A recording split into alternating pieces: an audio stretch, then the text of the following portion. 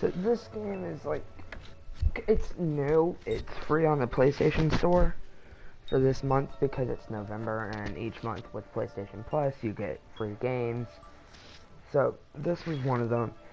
The other game I'm downloading, so I'll do a stream on that later when it's finished.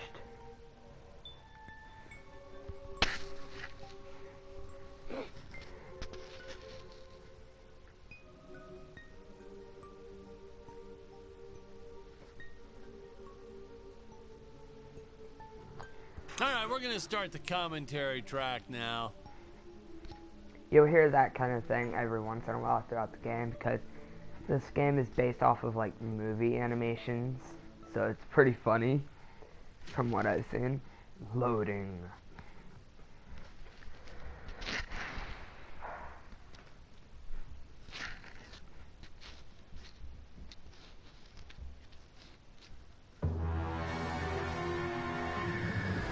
And now I don't know what's going to be going on. Hello, Dan Smith here. I directed this film back in, well, it feels like a century ago. Yeah.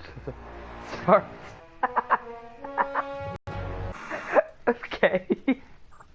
Hang on.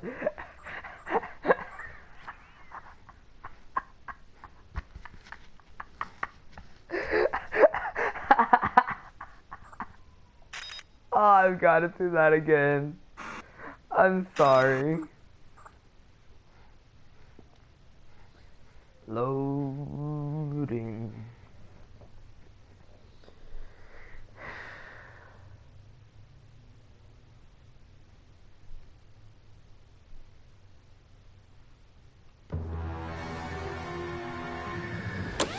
Hello, Dan Smith here. I directed this film back in, well, it feels like a century ago.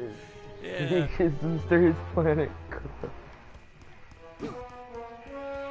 The ship's velociter reactor is damaged. I believe that I am stranded on an alien planet. Played, of course, by actor Jonathan Digby. Went on to some minor roles after this. Alright, I'm not really that used to Such a playing shame. these kind I of thought games. from day one, this guy's got leading man written all over his face.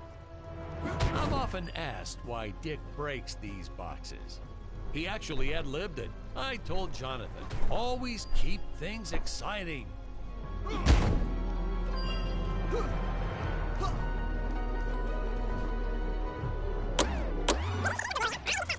Probably shouldn't have had Dick draw his weapon when he was talking about peas. Well, maybe one day we'll go back and CG it into a sandwich or something instead. Ha! Just kidding. And this is what people pay to see. A no-name middle-aged B-list actor duking it out with stuntmen in costumes. Such stunning choreography. Now the extras in those robot suits really knew how to take a punch. Oh, literally. I told Jonathan not to hold back. Give it all to him. Kick him in the nuts and bolts. Holy smokes! Ah, pterodactyl. Pterodactyl.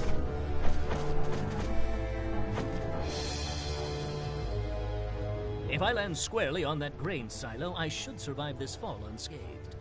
Well, I shouldn't say this now, but you could actually see the strings if you squinted hard enough.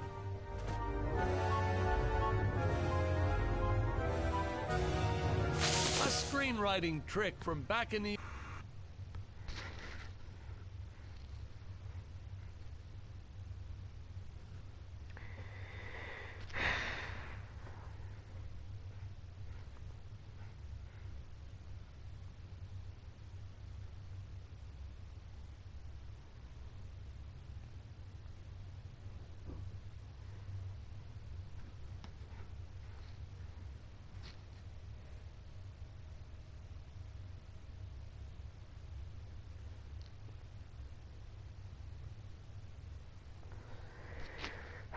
old days. Okay.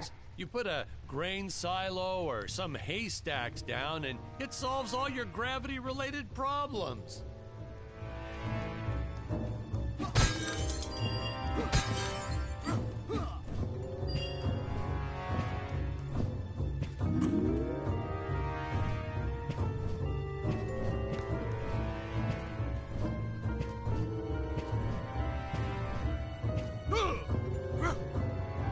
appears some of my... What luck. This ray gun is nearby.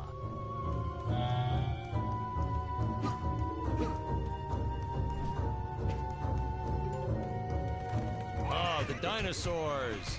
You just don't see quality stop motion like this anymore, do you?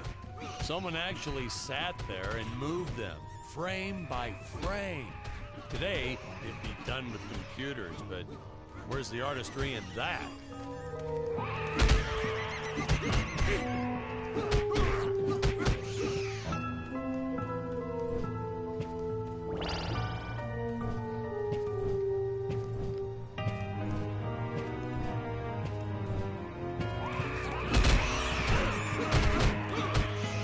Now, if the trees here look a little plastic, well, it's because they are. I took them from the set of my last film, Vampire Island 2. We got our fair share of nasty letters from scientists complaining about our portrayal of the dinosaurs. Was news to me. Apparently these stegosauruses weren't meat eaters. Must have preferred shellfish or something. Wow, how do they know? That's what I say.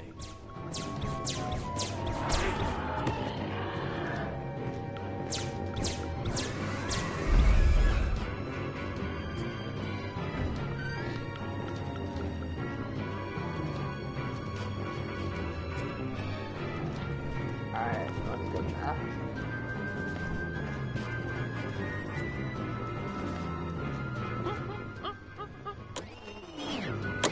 As usual, the local population is defenseless. That's where our hero steps in and saves the day.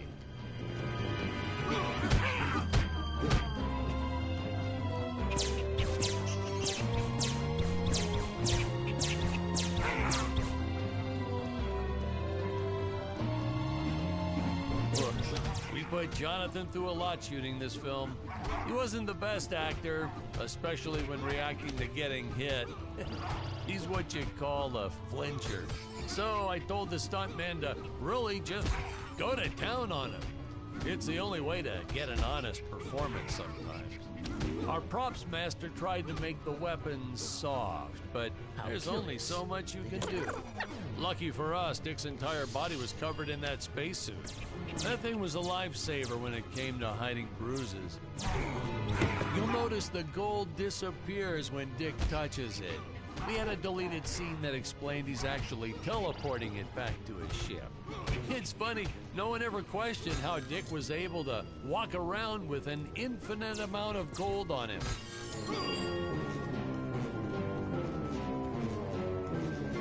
We had to redo these shots. Our first attempt was kind of a disaster. We tried using real apes, thought it'd cut down on the costume budget a bit. But have you ever tried working with apes? They are the worst actors ever. They don't sit still for a moment, and the second you take your eyes off of them, they're flinging their feces all over the place. Jonathan refused to work with them after he got, well, let's just say that he had to take more than a couple of showers one day. You know, you never forget the smell of monkey poo. We steam cleaned the studio top to bottom. Still never got...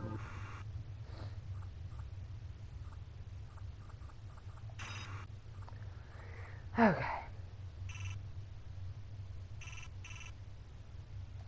rid of it entirely. All through the rest of the shot, we kept finding those little surprises hiding inside various props. Boy, were those the days.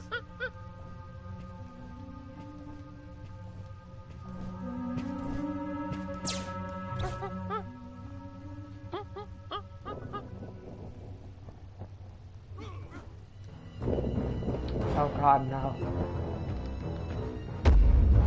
Some really top-notch stop-motion effects, huh? Unfortunately, we skimped on the Dick Starspeed puppet a little. The Earthman is not for you to eat, fiend! Oh, Well, he's this playing with is someone else now. groundbreaking. We had the woman rescuing the man for once. We were really ahead of our time with this scene, but Well, then again, I've always been rather progressive. The studio exec didn't seem to get why it was such a big deal, though. Sorry, we don't see this as anything unusual. Ha! Of course! It's unusual! A woman would never save the man. It just doesn't happen. Not in the movies, not in real life. I don't know why we didn't get more recognition for this scene. Well, I guess I was just a little too ahead of my time.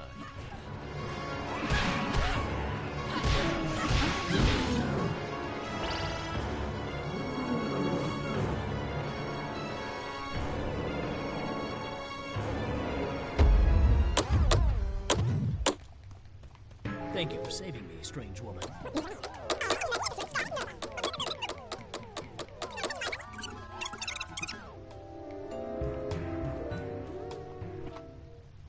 Teleporting. Wow. Huh? Where is this place? This is not my father's chambers.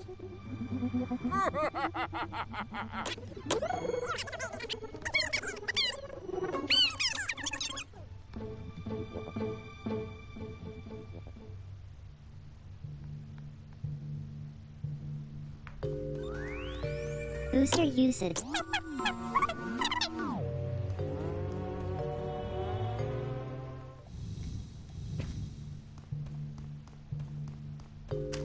Ooh, new gun.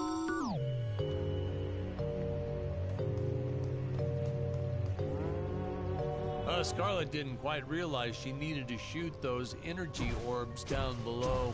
Keep in mind, Stacy was doing this on a soundstage, okay?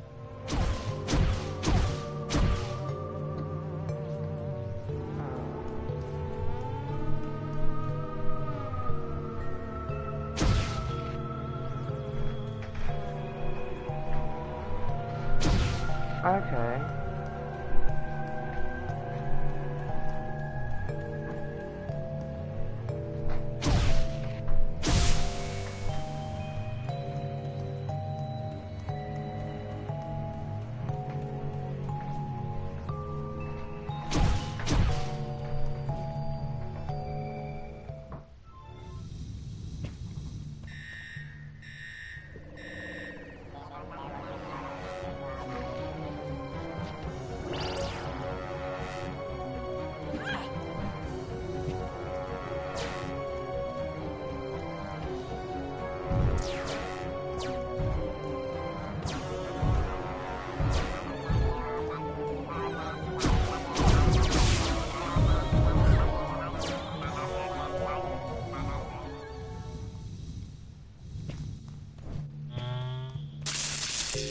The energy imps.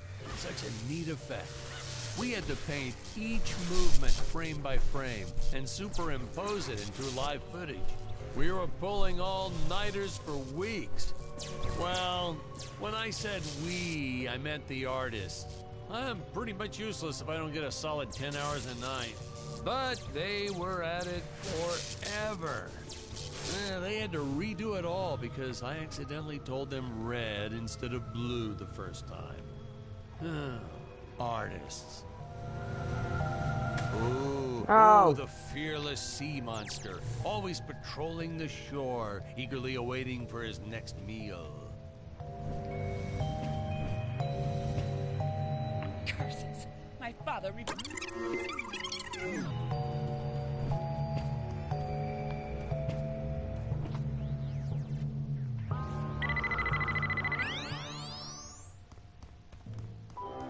Ah, I knew you would return. Puny Earthman, you shall help me. I can trust you. Oh, this scene. This is practically Shakespeare in outer space. Just as the entire planet does. You see? And, And let me see how 7 hours till the other game downloads. Okay. darn it, we're missing some really good writing here. There, sorry about that. Well, we just passed right by her big scene. Basically, they agree to work together, but one must stay behind in the sleep chamber at all times. Should I rewind? Never mind, I'll continue from here.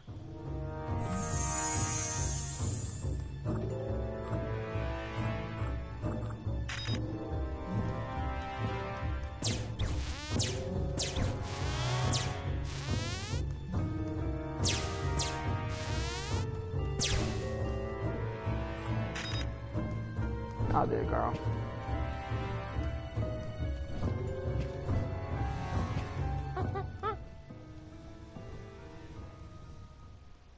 Oh, spoiler alert.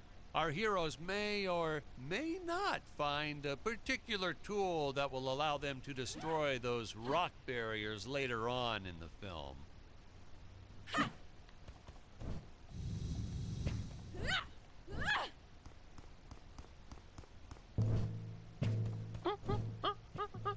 Right from the start, our budget was a little tight, even by standards back then. To make do, Tony shot a couple scenes in black and white. Originally, he intended to use it for flashbacks. But then I had to break it to him. Our film doesn't have flashbacks. We almost made it a silent film just to cut costs.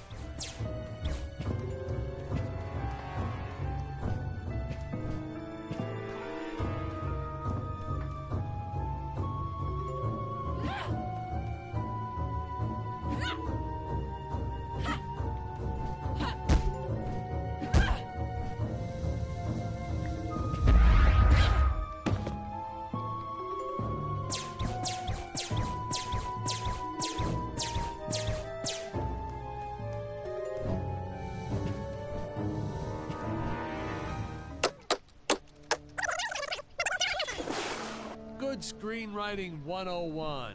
Always announce the title within the film itself. How else are you going to let the audience know your heroes really mean business?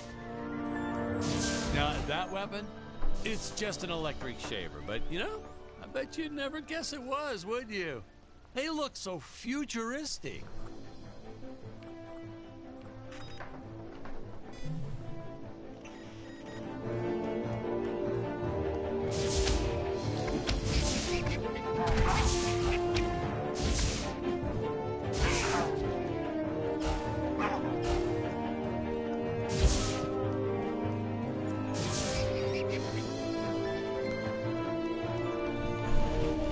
I know a taxidermist who helped us out with these bat creatures for real cheap. And he's not good. He's kind of sloppy if you want to know the truth. But that's the best part. A sloppy bat looks scarier. Oh, but you gotta sew up that sphincter. Just trust me on that one.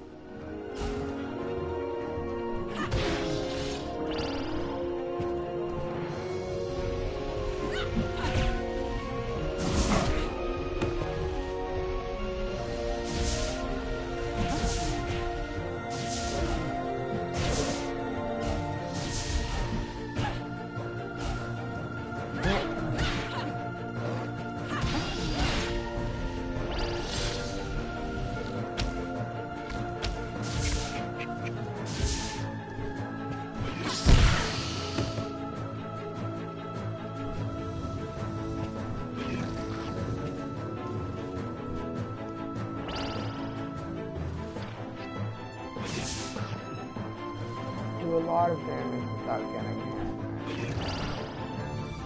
Oh, the squids. Some board member had these nephews who really wanted to be in the films. They made me cast them as squids. Whatever happened to artistic integrity? If you're going to cast a role not on merit, at least let it be a hot female role.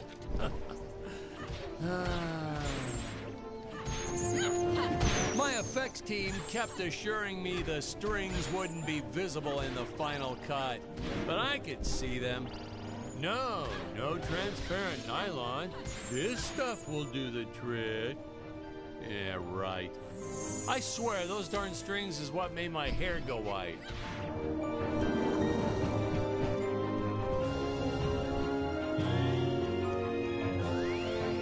Air teleport usage. Jump. While in the air, use teleport. Quickly return to upper floor.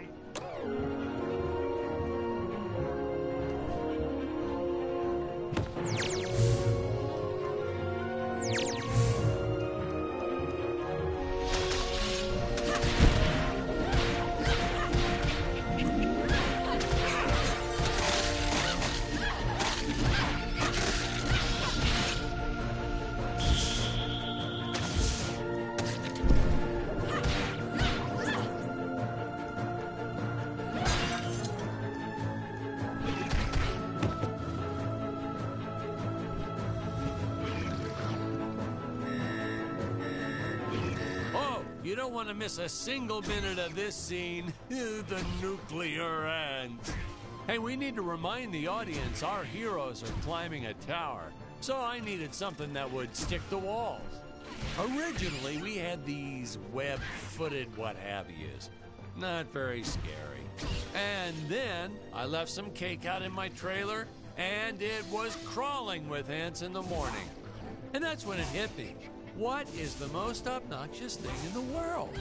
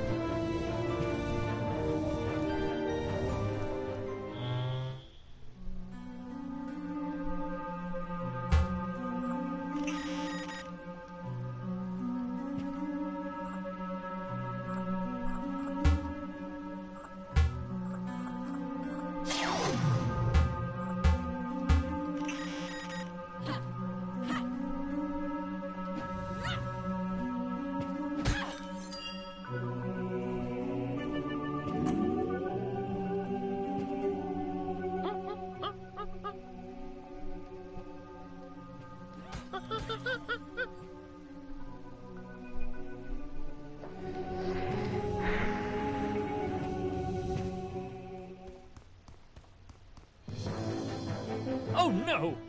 This head belonged to my co-pilot robot. He was the most loyal companion in the galaxy. Dick. Malfunction. Dick. Malfunction.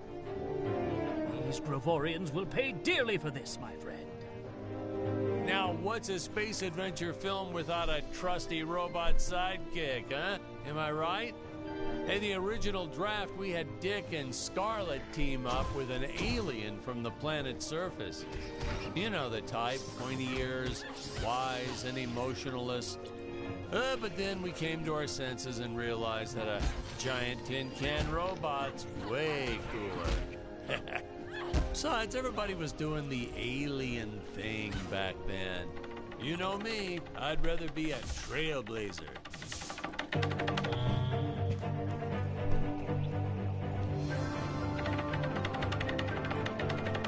Oh yay, new weapon.